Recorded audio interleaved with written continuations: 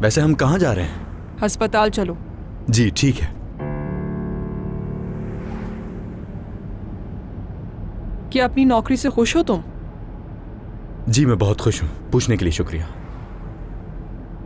गुलरू इस घर में मेरी ज़ाती मुलाजिमा है और कभी कभार तुम दोनों को एक साथ काम भी करना पड़ सकता है, इसलिए मैं नहीं चाहती कि तुम अपनी ज़ाती ज़िंदगी के मसाइल काम पर लाओ। नहीं नहीं, हमारे दरमियान तो ऐसे कोई भी मसाइल नहीं है। थोड़ी सी बहस हुई है, वो बस अंगूठी वाली बात थी और कुछ नहीं। देखा मैंने, उसने वो अंगूठी उतार दी है। हाँ खैर, ये इतनी बड़ी बात नहीं, मैं दोबारा जल्द पहना दूंगा उसे।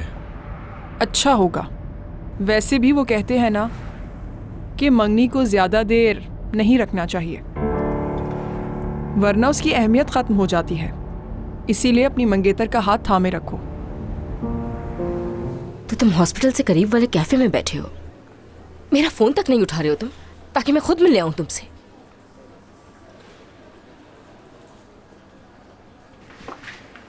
सुबह खैर उमर साहब, माफ कीजिएगा मैं आपकी सर्जरी से पहले हॉस्पिटल नहीं आ सकी। मेरी तबीयत खराब थी, इसलिए मुझे आने में देर हो गई। बस खुदा तुम्हें सेहत दे योंजा, और ये कहूंगा तुमसे, तुम्हें ऐसी बीमारियों से खुद को बचाना चाहिए।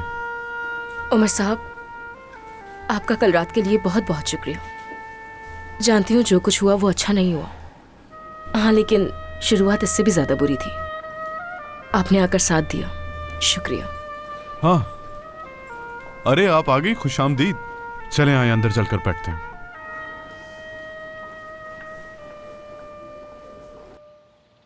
तुम कुछ भी कहो मुझसे इस बारे में, लेकिन मैं तुम्हारे शौहर पर भरोसा नहीं कर सकता। वो कभी बाज आने वाला नहीं है। फिक्र होती है मुझे तुम्हारी। बाबा देखिए, ऐसे तो ना बोलें।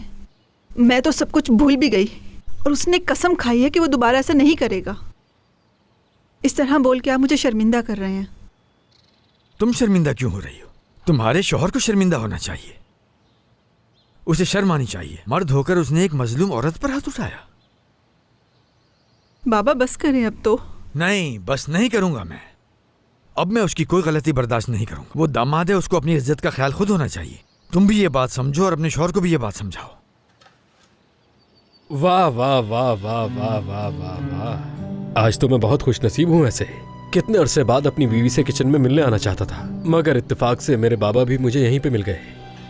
अरे तुम यहाँ कैसे आ गए? यहाँ करीब में ही एक सवारी छोड़ने आया था मैं, तो सोचा घर आ जाऊं, अपनी प्यारी सी बीवी का चेहरा देख लूं। ये तो अच्छा है, बाबा के साथ चाय भी पी लूंगा।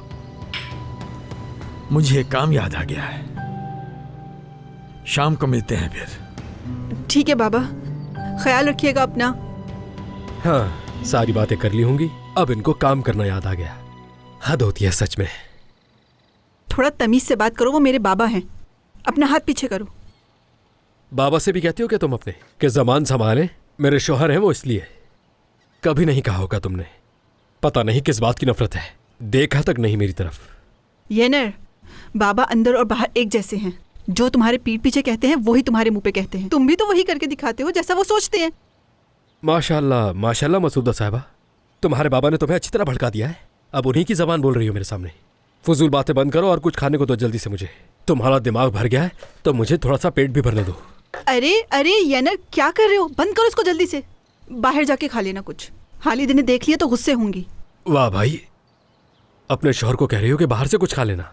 हाय, शर्म आनी चाहिए तुम्हें। तुम्हारे बाबा ने ही कहा होगा, लेकिन मैं तुम्हें बता दूं कि ये तरीका बिल्कुल भी ठीक नहीं है मसूदा, याद रखना।